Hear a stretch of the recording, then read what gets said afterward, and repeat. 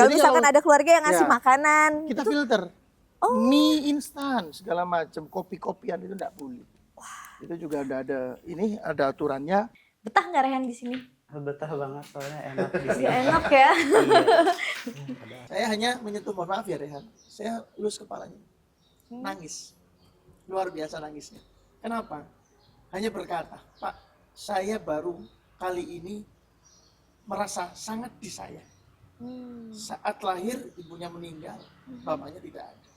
Dan dia hanya tinggal dengan keluarganya. Saya kan terlahir di keluarga yang sedikit kurang mampu ya, tapi ya gitu.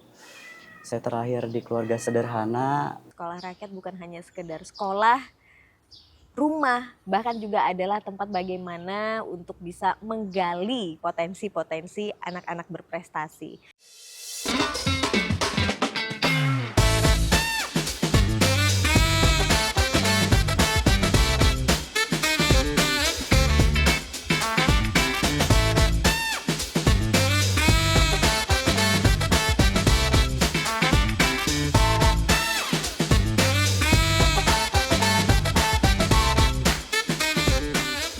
Kosan Heni, kopi santai bareng Heni.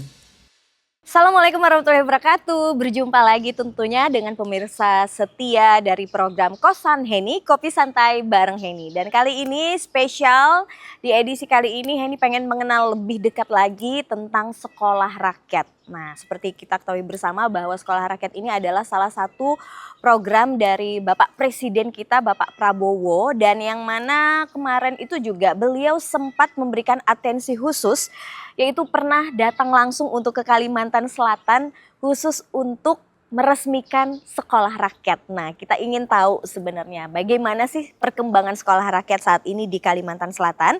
Dan kali ini saya sudah bersama dengan Kepala Sekolah Rakyat yang ada di Kalimantan Selatan, tepatnya kali ini kita di Banjarbaru, yaitu Bapak Rifki Hakim. Selamat pagi Bapak. Sehat Pak? Alhamdulillah.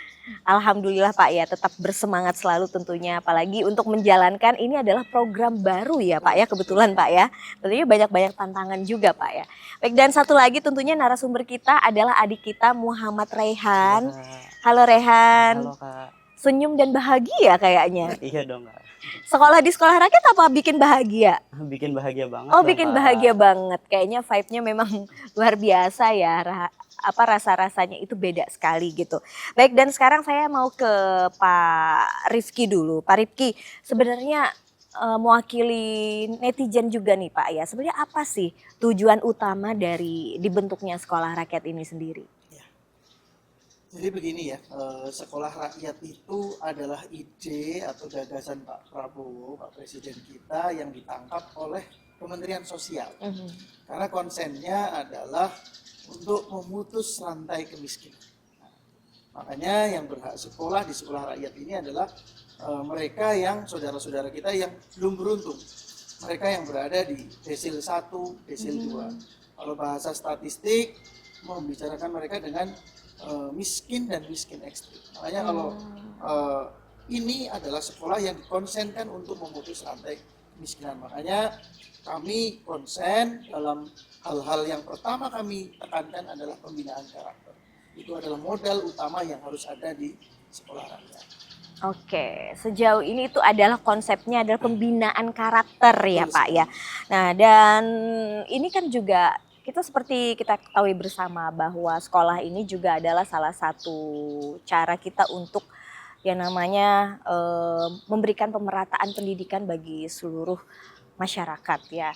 Nah, sejauh ini banyak sekali pasti tantangan-tantangannya Pak ya. Konsep belajarnya sendiri seperti apa sih Pak yang membedakan sekolah rakyat dengan sekolah biasa pada umumnya?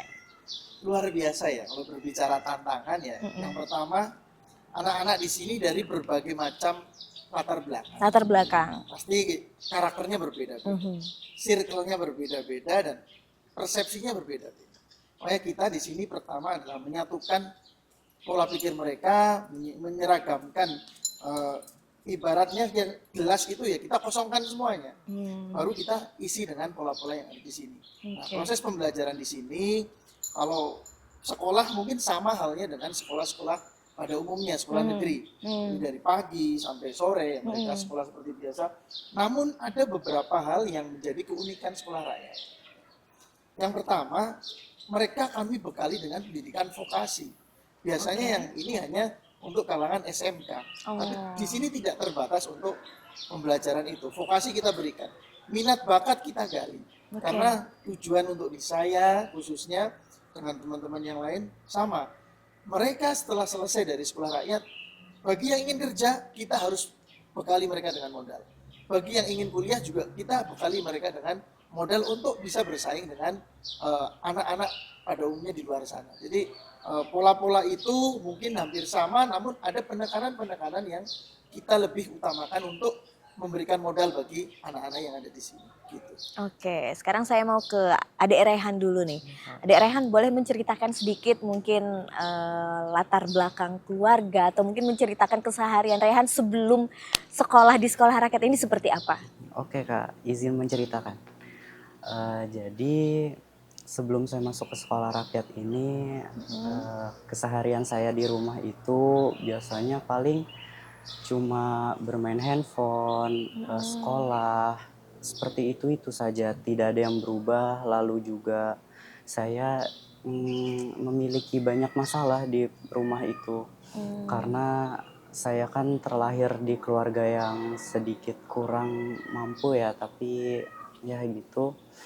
Saya terlahir di keluarga sederhana, lalu di situ sedang krisis ekonomi. Nah, lalu saya itu mulai putus asa dengan kehidupan karena seperti saya tuh melihat orang lain bisa mendapatkan pendidikan yang layak, bisa mendapatkan pendidikan yang lebih baik dari saya. Saya jujur saja melihat mereka seperti itu, saya juga menginginkannya. Lalu karena hal itu saya akhirnya mencoba untuk lebih baik lagi, lebih bersemangat lagi belajar. Namun karena terhalang oleh ekonomi itu menjadi susah. Kalau boleh tahu Rehan tinggal sama siapa di rumah? Saya di rumah itu tinggal bersama kedua orang tua saya, ayah dan ibu. Ayah kerjanya, mohon maaf. Ayah saya itu kerjanya sebagai peternak, Oke. peternak unggas di rumah.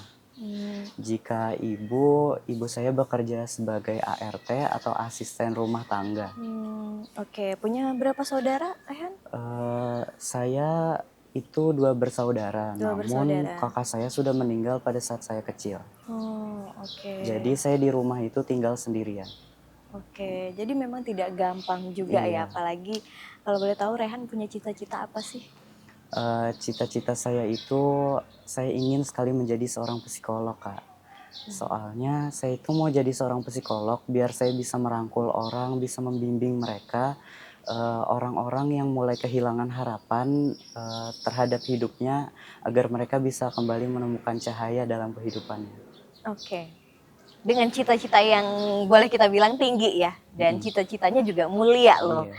Dan dengan keadaan kondisi perekonomian keluarga yang agak kurang gitu ya. Tentunya ini juga adalah menjadi tantangan bagi Rehan sendiri. Nah, apa yang Rehan rasakan ketika Rehan masuk sekolah rakyat? Susah nggak sih caranya untuk bisa masuk ke sekolah rakyat ini seperti apa? Pada awalnya saya mau masuk ke sekolah rakyat itu saya pikir kalau susah, kayak bakal ada tesnya atau bakal dinilai dengan nilai rapot. Nilai rapot saya juga tidak terlalu tinggi kan. Tapi ternyata pada saat saya mencoba masuk ke sekolah rakyat, itu persyaratannya tidaklah susah. Jadi masuknya itu tuh Syaratnya apa aja waktu itu? syaratnya itu waktu itu cuma 2, itu latar belakang keluarga dan juga masuk ke desil berapa. Itu aja syaratnya. Wah, ternyata gampang ya masuknya. Lalu saya coba nih masuk ke sekolah rakyat. Nah, ternyata saya keterima masuk ke sekolah rakyat. Di situ saya senang banget, wah saya bisa masuk ke sekolah sini gitu. Tapi pada awalnya itu saya belum tahu sih sekolahnya kayak gimana. Tapi saya bersyukur saya bisa masuk ke sekolah gitu, saya bisa melanjutkan pendidikan. Oke. Sekarang saya ke Pak Ripki. Pak, sebenarnya syarat utama nih untuk bisa akhirnya terpilih masuk ke sekolah rakyat ini apakah benar-benar harus melewati seleksi khusus atau seperti apa Pak prosesnya? Oke, jadi untuk sekolah rakyat ini seperti yang kita gaungkan bersama bahwa tidak ada pendaftaran. Jadi adanya adalah penjangkauan. Penjangkauan. Penjangkauan itu adalah kita bersumber pada data tunggal sosial ekonomi nasional yang dipegang oleh BPS. Nanti data tersebut kita ground check, kita turun ke lapangan, yaitu yang turun teman-teman dari pendamping PKH. Di situ juga didampingi oleh dinas terkait, pemerintah kota juga, kabupaten kota juga ikut ke sana. Kita cek betul dari datanya, karena yang diutamakan adalah mereka yang berada di desil 1 dan desil 2. Apakah mereka benar-benar datanya sesuai. Dari kadang-kadang namanya data kan bisa berubah-ubah, makanya kondisi itu apakah real seperti di lapangan. Namun ada juga data yang dari pengusulan, mungkin mereka yang memang memerlukan tapi di data tidak ada, itu juga kita berikan kesempatan untuk bisa masuk ke sekolah rakyat ini. Dan yang menjadi syarat utama masuk itu setelah mereka lolos semuanya, mereka ada cek kesehatan gratis. Cek kesehatan gratis. Cek kesehatan gratis pun itu tidak untuk menggugurkan mereka yang sakit.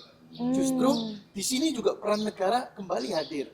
Jadi bagi semua siswa yang sudah terdata masuk sekolah rakyat, kondisinya masih sakit, dia tidak dianulir, tapi disehatkan dulu dan kemudian akan bergabung ke sekolah rakyat. Jadi prosesnya sangat sebenarnya ya ketat untuk data, tapi untuk teman-teman ya tidak ada syarat-syarat apapun, tidak ada tes akademik dan tidak ada harus pintar baru bisa masuk sekolah rakyat.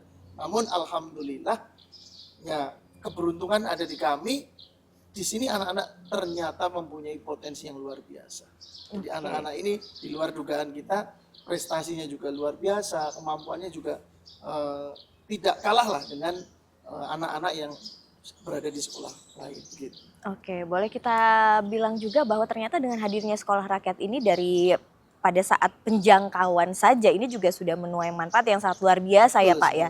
Jadi ketika kita memberikan cek kesehatan gratis, ini juga adalah salah satu membantu pemerintah juga untuk memonitoring bagaimana masyarakat kita yang butuh pelayanan khusus dari segi kesehatan pun juga kita bisa akhirnya tahu juga, terjaring juga. Baik, sekarang saya ke Adek Rehan.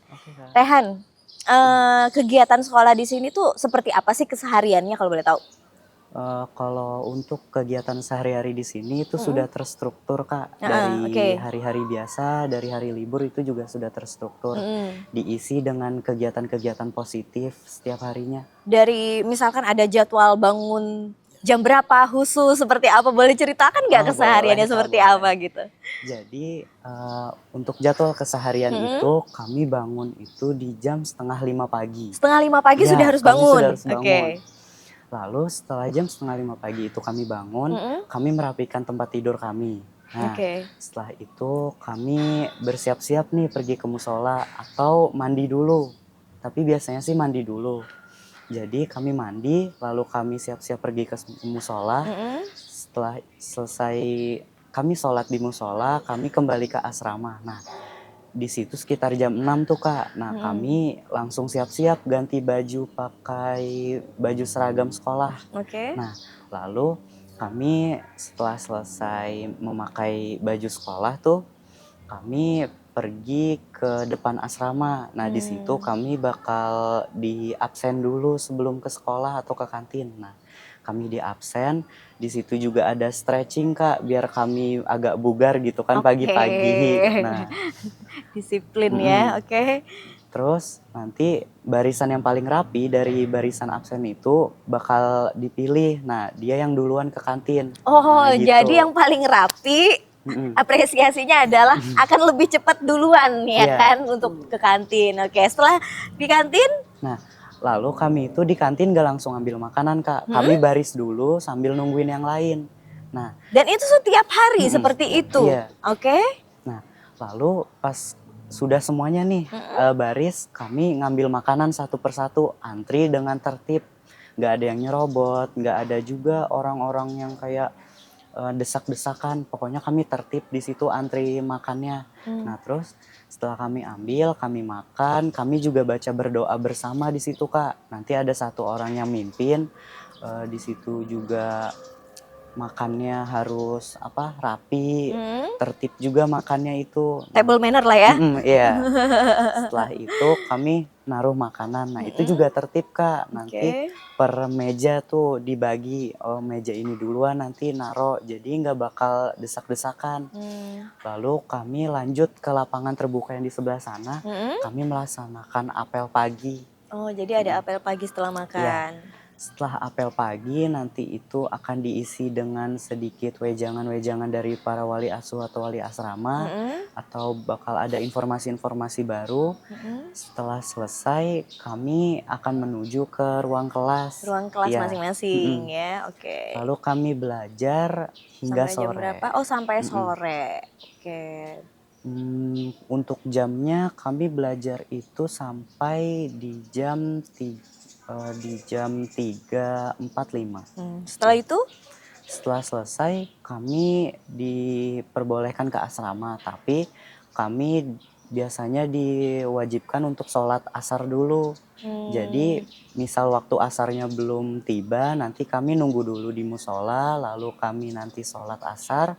Di situ sholat asarnya berjamaah, kami kalau sholat tuh selalu berjamaah, Kak. Oh, oke. Nah, setelah kami selesai sholat asar, nanti kami pergi nih ke asrama. Nah, di situ ada jam kosong, jadi kami bisa istirahat atau ngerjain PR, ngerjain tugas, atau melaksanakan kegiatan asrama, atau juga kayak kami bisa nyuci baju, atau kami bisa ngerapiin kamar, ngebersihin kamar gitu. Atau kami bisa juga main kalau di jam kosong kayak gitu. Oke, jam kosongnya itu biasanya dari setelah selesai kegiatan sekolah ya? Iya. Kegiatan belajar mengajar selesai, terus malamnya? Untuk malam kami setelah sholat maghrib itu kami akan melaksanakan makan malam. Nah, makan malam dengan tata cara yang sama seperti tadi. Lalu setelah makan malam kami itu akan lanjut ke musola untuk sholat isya berjamaah. Nah, setelah sholat isya tuh, Kak, biasanya kami itu setiap malam kan melaksanakan apel juga. Oh, ada apel malam lagi. Oke. Iya, karena di situ untuk nge-absen siapa aja yang ada, siapa yang nggak ada, siapa yang sakit gitu. Nah, setelah apel malam itu biasanya ada kegiatan, Kak. Kegiatannya itu tuh bermacam-macam. Kayak hari Senin itu misal tadarus Al-Quran, habis itu membaca surah bersama, lalu diisi ada public speaking, Kak, buat biar kami lebih percaya diri gitu ngomong di depan. Terus ada sharing circle biar kami itu bisa bisa mengungkapkan masalah-masalah kami atau cerita masa lalu kami gitu. Lalu biasanya ada juga movie time biar kami merasa terhibur gitu kan. Jadi Oke, kami ada nobar juga ya nonton berarti bersama. Oke, jadi kesehariannya seperti itu. Iya. Ternyata sangat produktif sekali ya, dari bangun tidur sampai dengan tidur lagi. Iya. Benar-benar terisi semua dengan waktu-waktu yang produktif. Kalau misalkan ada ekskul juga nggak di sini biasanya? Untuk ekskul di sini sangat banyak, Kak. Banyak banget. Terus biasanya untuk ekskul itu ada di hari Sabtu, dilaksanakannya di hari Sabtu. Oh, di hari Sabtu untuk ekskul. Namun ada beberapa ekskul juga yang dilakukan di lain dari hari Sabtu. Oke. Nah, sekarang Rehan merasakan perbedaannya dan juga keberuntungan apa yang Rehan rasakan ketika Rehan masuk di sekolah rakyat? Untuk perubahannya itu sangat banyak, Kak, kayak drastis gitu. Untuk perubahannya itu pertama saya bisa jadi lebih rajin belajar. Semangat saya untuk belajar dan menggapai cita-cita tuh kembali muncul karena dikasih peluang di sini. Lalu perubahan yang lainnya itu seperti kayak saya bahkan bisa lebih kritis lagi dalam menghadapi suatu permasalahan. Oke. Untuk hal-hal kecil perubahannya itu sangat banyak juga. Seperti saya bisa bangun pagi. Disiplinnya tadi ya. Saya disiplin, berprestasi. Saya bisa mandiri, Kak, di sini. Terus saya bisa lebih berani kan di sini karena tinggal di asrama. Terus di sini saya nggak kecanduan HP lagi deh.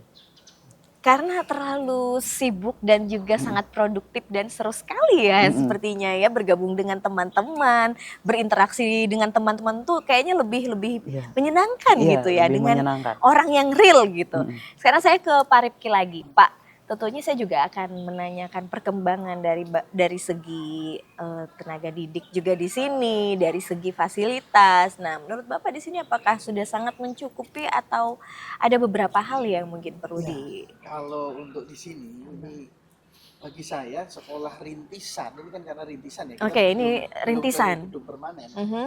Jadi sekolah rintisan dengan fasilitas seperti ini adalah sekolah rintisan yang memang standar mewah ya bagi saya ya. Jadi kan dan bagus, alhamdulillah. Anak-anak juga betah dengan fasilitas yang ada. Memang bagi saya ya harusnya sekolah rintisan idealnya seperti ini. Bahkan rintisan ini pun sudah tidak kalah dengan permanennya gitu. Jadi bahkan lebih bagus dari yang sebagian permanen, tapi tetap karena sifatnya rintisan nanti kita tetap akan pindah ke permanen. Begitu juga dengan tenaga guru. Kalau memang guru secara ideal ya memang tidak ideal.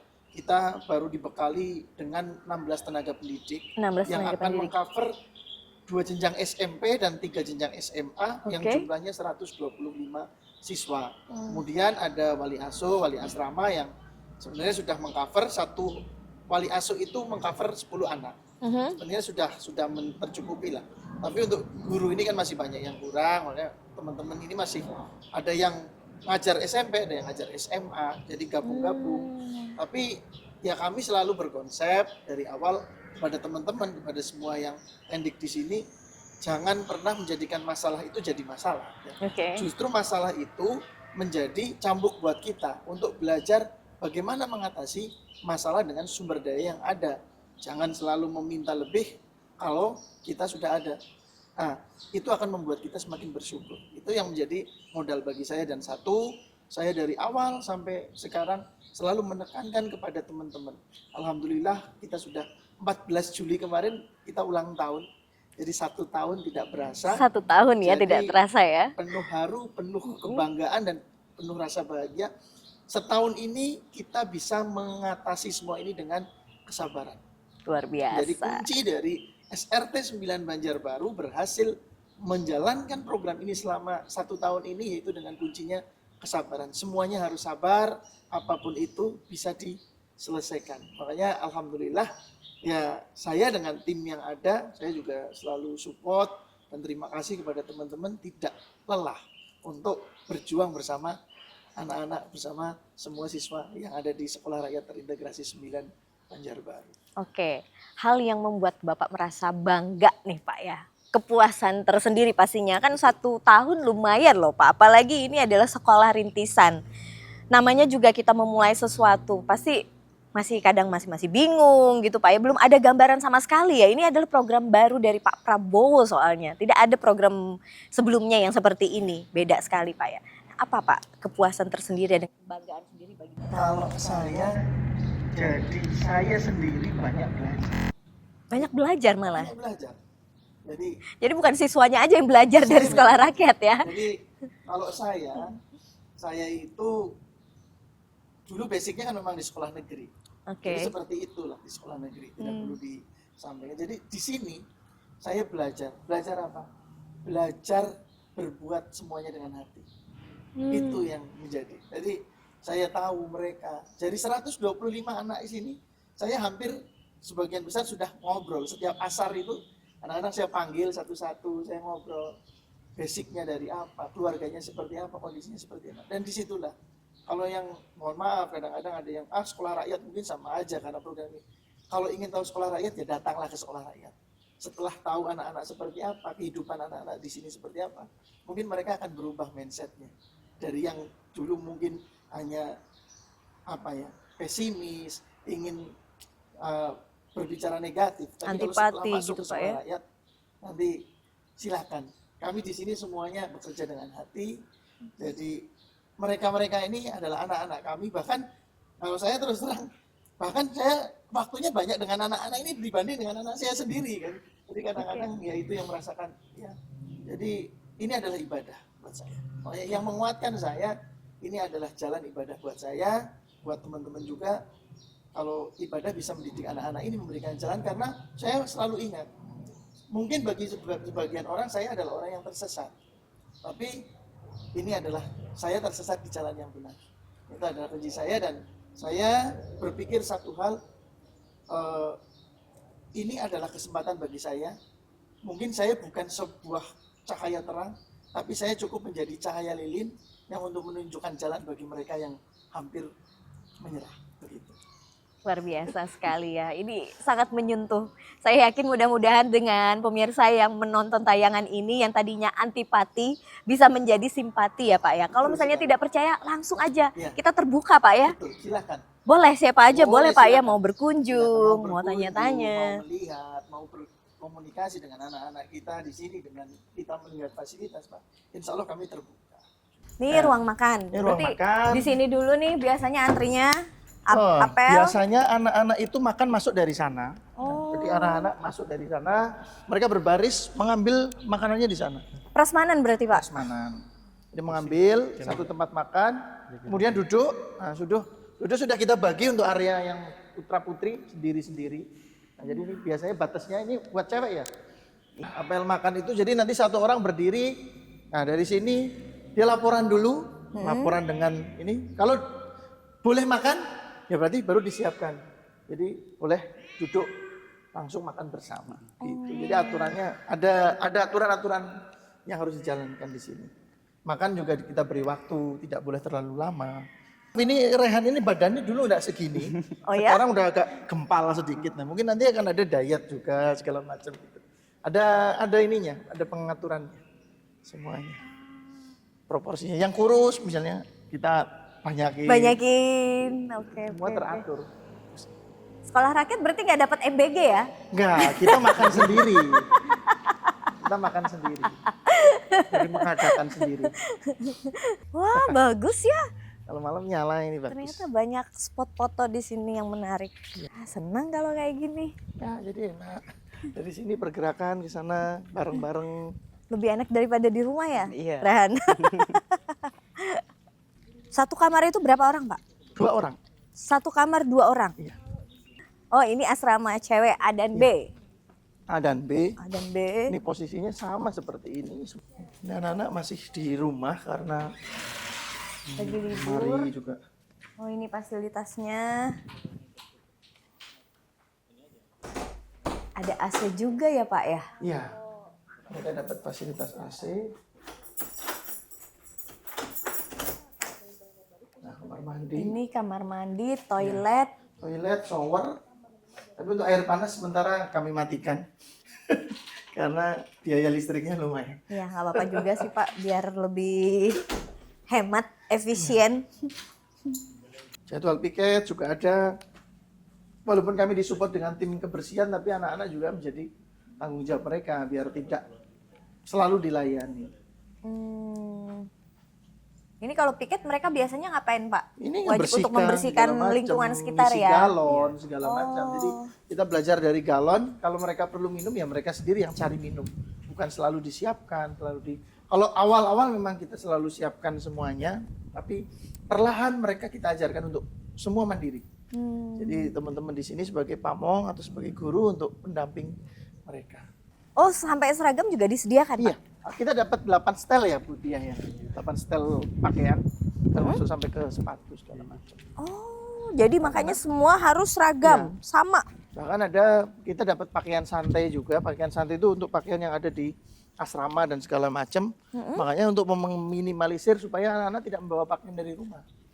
Jadi nanti akan ada aturan bahwa tidak boleh ada pakaian selain di pakaian sekolahan yang ada di sini. Jadi selain pakaian dari sekolah ya semuanya harus dikeluarkan. Termasuk peraturan-peraturan untuk barang-barang apa yang harus boleh masuk sini, barang-barang yang tidak boleh masuk sini. Gitu. Oh jadi barang-barang pun diatur, barang-barang pribadi? Termasuk makanan juga. Jadi makanan nih gimana nih Pak maksudnya nih? Kalau Jadi misalkan kalau- ada keluarga yang ngasih Ya. makanan. kita filter. Mie instan segala macam, kopi-kopian itu tidak boleh. Itu juga ada aturannya. Apa-apa makanan-makanan yang sesuai prosedur kita tidak boleh ya tidak bisa masuk ke dalam sini. Hmm. Walaupun pas kunjungan, nanti kunjungan sebulan sekali, orang tua boleh ke sini berkunjung anaknya. Kalau dulu mereka boleh tiap hari, tapi justru mereka sendiri yang membuat peraturan bahwa Pak, saya capek kalau terus-terusan untuk kunjungan. Jadi silakan atur sendiri segala macam dan sampai ketemu kesepakatan dengan sekolah, orang tua sebulan sekali. Sebulan sekali aja, malah mereka yang minta seperti itu ya. Aku aja nggak bisa nyetrika ya. Di atas ya Rehannya. Iya. Oke, Berantakan enggak ini? Dimas Freddy Rahman. Kemarin nggak gini Pak. Kemarin nggak gini ya, berarti sudah ada yang menempatin teman kamu. Oke. Ah ini baju-bajunya di mana kamu simpennya? Berdua, satu orang satu lemari. Satu orang satu lemari. Ya. Ini dapat. Ini baju apa aja jelaskan mungkin. Baju OSIS.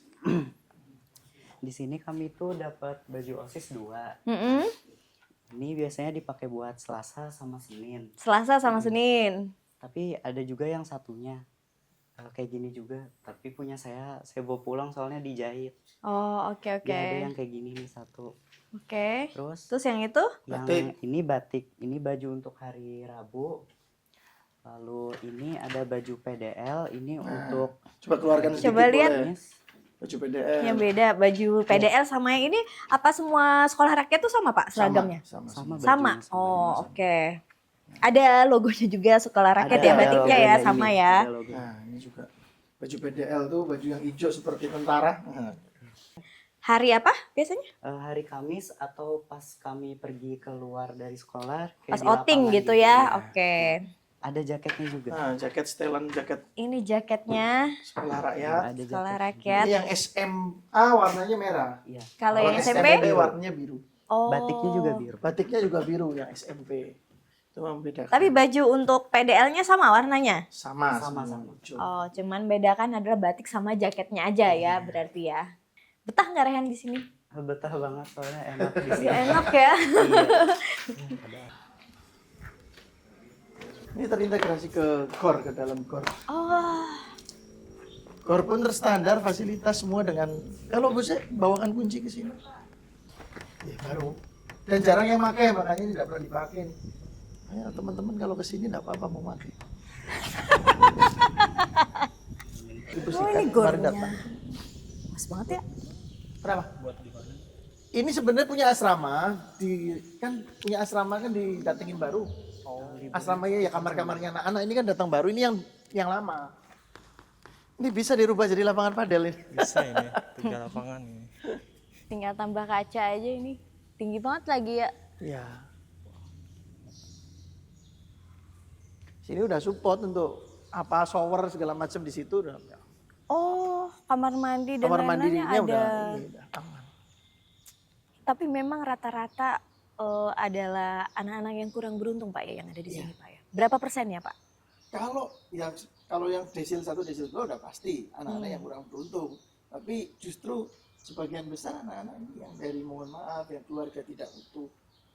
Broken home juga. Segala macam Baik. itu yang mereka. Saya pernah ada satu cerita unik mungkin yang perlu saya ungkap di sini. Ada satu anak yang tidak perlu saya sebutkan. Saya hanya menyentuh, mohon maaf ya Rehan, saya elus kepalanya. Nangis. Luar biasa nangisnya. Kenapa? Hanya berkata, Pak, saya baru kali ini merasa sangat disayang. Saat lahir ibunya meninggal, bapaknya tidak ada. Dan dia hanya tinggal dengan keluarganya. Hanya hal-hal kecil itu seperti itu. Dari itulah saya belajar. Oh, saya harus bersyukur sebagai di sini sebagai orang tua buat mereka. Makanya nih anak-anak termasuk Rehan ini. Jadi ini anak saya, bukan seperti hanya dititipkan di sini sekolah rakyat selesai beres. Enggak. Makanya keikatan emosional antara kita, pendidik semuanya ini merasa sangat erat, makanya itu. Apalagi kita full 24 jam 24 jam. bareng semuanya di sini. Berbeda dengan sekolah pada umumnya kan pagi, sore, selesai, malam ya udah selesai kan, enggak ada. Nah, ikatan batin di sini yang menjadi modal untuk kita untuk bisa kuat selalu bersama mereka. Jadi apapun permasalahan mereka akhirnya menjadi permasalahan buat kami dan kita saling menguatkan. Oke, berarti boleh kita katakan sekolah rakyat ini bukan hanya sekedar sekolah, tapi juga adalah rumah bagi mereka. Betul sekali. Mereka yang kurang beruntung, Pak ya. Baik, sekarang saya ke Ade Rehan. Ade Rehan, prestasinya tadi kan sudah bicara juga. Rehan di sini bisa cita-citanya bisa semakin termotivasi lagi untuk mencapai cita-cita. Sekarang Rehan berprestasi dalam bidang apa? Kalau prestasi saya di sini alhamdulillah banyak, Kak. Mm-mm. Seperti saya aktif kalau ngikutin kegiatan-kegiatan gitu, banyak sekali kegiatan yang saya ikuti. Contohnya itu seperti kegiatan kepramukaan. Pramuka. Terus kegiatan-kegiatan perpustakaan. Perpustakaan? Ya. Terus kegiatan literasi. Hah? Kegiatan-kegiatan positif yang lainnya juga banyak saya ikuti. Oke, meningkat nggak prestasi Rehan ketika di sekolah biasa, terus ketika masuk sekolah rakyat? Peningkatannya berapa persen? Nah, 180 derajat, Kak. Ningkat banget. Berarti ini ya berubah drastis Drastis sekali ya banget, berarti ya. Oke. Kalau biasanya mungkin kayaknya tidak ada motivasi gitu ya Nggak kalau ada misalnya motivasi. ini. Di sini jadinya semakin aktif dan terpicu untuk berprestasi gitu ya. Iya, Kak. Oke. Kalau boleh tahu di sini yang tadi Pak Rifki juga kan berbicara bahwa di sini Pak Rifki merasakan seperti diberikan anugerah karena anak-anak yang ada di sini ternyata adalah anak-anak yang berprestasi, cerdas. Mungkin tadinya mereka ketika di rumah tidak menunjukkan bakat mereka, tapi di sini jadi lebih bebas mungkin Pak ya. Jadi kalau boleh berbicara mungkin gini, kalau anak-anak di sini itu mungkin adalah mereka yang sebenarnya sudah berprestasi, dalam artian mereka adalah mempunyai bakat dan minat. Tapi di sekolah negeri atau di mana mungkin di tempat mereka berada, dia mungkin terkendala oleh fasilitas. Contoh, dia punya keahlian untuk menari. Namun begitu dia mau ikut lomba, mau ikut apa, dia terkendala oleh fasilitas. Kostum, make up, segala macam nggak punya. Bahkan pelatih yang untuk mengarahkan tidak ada kan. Tapi begitu di sini, kita tanya satu-satu. Kita awali dengan DNA talent. DNA talent, kita cek kesukaan mereka apa, hobi mereka apa. Terus begitu mereka mengungkapkan apa keinginan mereka, segala macam, kita kumpulkan jadi satu tim. Yang suka nari jadi satu nari. Kita berikan pelatih, berikan fasilitas, tampil seperti ini. Makanya di panggung belakang kita, ini mereka sebelum tampil di panggung besar, itu mereka biasa kita uji di sini dulu. Latihan di sini, tampilkan di sini, begitu selesai di sini baru mereka tampil ke panggung-panggung besar dan mereka udah terbiasa. Jadi ya di sini mungkin memberikan fasilitas-fasilitas yang mereka sebenarnya harusnya difasilitasi dari dulu, tapi akhirnya bakatnya terpendam. Nah, dengan ini kita memunculkan untuk bakat-bakat itu. Jadi alhamdulillah prestasi-prestasi kita luar biasa. Di pramuka kemarin ya, terakhir Rehan ya, memborong 12 piala. 12 piala? Kota ya. Dan yang lainnya juga banyak sudah. Oke, membanggakan ya Pak ya. Alhamdulillah, makanya ini adalah anak-anak membayar rasa lelah saya. Anak-anak dapat piala, luar biasa ini. Merupakan bonus buat kita semua yang ada di sini. Ternyata tidak sia-sia. Ini benar-benar adalah tempat yang sekolah rakyat bukan hanya sekedar sekolah, rumah, bahkan juga adalah tempat bagaimana untuk bisa menggali potensi-potensi anak-anak berprestasi. Dan sekarang sebelum kita menutup edisi kali ini, saya pengen tanya dulu ke Rehan, harapannya nih Rehan. Harapan saya di sekolah rakyat ini, saya bisa menjadi orang yang bermanfaat bagi orang lain. Saya juga bisa menjadi orang yang lebih baik lagi. Saya bisa membanggakan kedua orang tua saya bisa mengangkat derajat mereka agar kami bisa sama-sama tidak lagi dihina oleh orang lain. Bisa lebih sejahtera ya? Iya. Oke, amin. Dan sekarang saya ke Pak Rifki, Pak. Harapannya, Pak. Kalau harapan saya ya, sebenarnya saya perlu mengungkapkan sebuah kekhawatiran. Kekhawatiran saya, bahkan jadi ketakutan saya, itu sekolah rakyat hanya selesai seperti ini. Dalam artian mereka masuk sekolah rakyat, kelas 1, kelas 2, kelas 3, selesai, sudah. Itu adalah kekhawatiran yang sangat menjadi gambaran saya. Tapi saya ingin buktikan dengan harapan ini. Jadi saya nantinya insya Allah akan memberikan modal bagi mereka. Dalam artian modal bukan berupa uang, tapi modal bersaing di dunia apapun. Yang mau kuliah saya beri modal untuk bersaing di dunia pendidikan, dan yang ingin bekerja kita berikan modal untuk mereka bisa bersaing di dunia kerja. Dan harapannya semua anak-anak yang kembali dari sini atau lulus dari sini nanti adalah anak-anak yang bisa menjadikan atau mengangkat derajat keluarganya untuk memutus rantai kemiskinan. Oke, terima kasih Bapak sekali lagi. Sama juga tentunya itu adalah harapan kita semua. Kita doakan tentunya semoga sekolah rakyat ini bukan hanya sekedar sekolah, seperti yang tadi disampaikan oleh Pak Rifki, bahwa semoga saja sekolah ini benar-benar akan menghasilkan, mencetak generasi-generasi penerus bangsa yang sukses dan tentunya sejahtera juga bagi kehidupan mereka, buat keluarga, dan juga pastinya berdampak juga bagi negara kita. Terima kasih sekali lagi waktunya Pak Rifki, Rehan, terima kasih. Semoga sukses tentunya dan cita-citanya bisa segera terwujud ya, menjadi kebanggaan bagi kita semua. Karena kan kita juga ikut bangga loh dengan adanya sekolah rintisan ini, ternyata bisa menghasilkan generasi yang sukses. Tahu-tahu nanti ternyata jadi psikolog yang terkenal. Kita kan nggak tahu Pak ya. Atau siapa tahu ternyata akan menjadi penerus Pak Prabowo. Kita juga nggak tahu ya kan. Barangkali nanti ada generasi penerus kita yang ternyata jadi pemimpin bangsa ini justru dari sekolah rakyat.